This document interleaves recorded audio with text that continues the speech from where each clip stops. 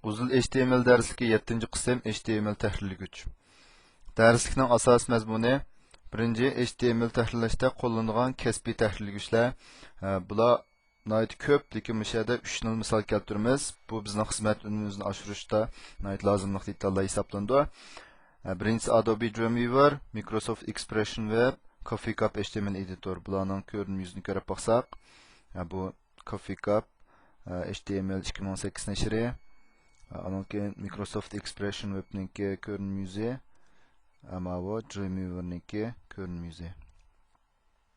Lekin biz Windows mashg'ulot sistemasiga xotirlabda, ya'ni G1 hanzcha ne ishlatishni yoki alma kompyuterdagi Mac mashg'ulot sistemasiga shuni xotirlabda o'xshagan text edit qatorliq o'sha eng oddiy bo'lgan text tahlilgüchlar orqali HTML kodi yozishni tavsiya qilamiz, chunki bunda bo'lganda nihoyat oddiy ham qulaylik bo'ldi.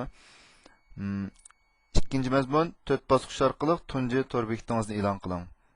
Bu 4 bosqichni bir-birlab mangayli. Birinchi xotir daftarini ichish. Masalan, Windows mashg'ulot sistemasida hozir yangidan qurish degan yerdan xotir daftarini birini qurgan bo'lsam, ega xotir daftarini bir qurildi hozir. Ikkinchi xotir daftarga HTML kod yozish. Men xotir daftarini ochdim. Xotir daftar ochilgandan keyin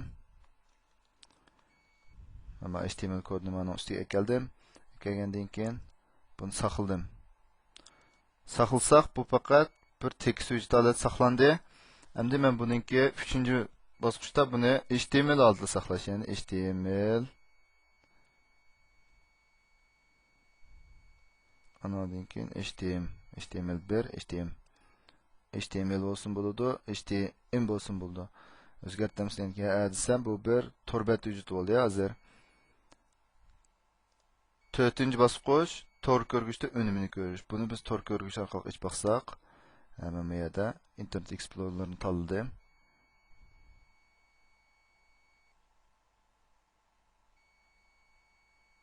Mana bu hozir mana bu tor bekat hujjat shaklida ochildi.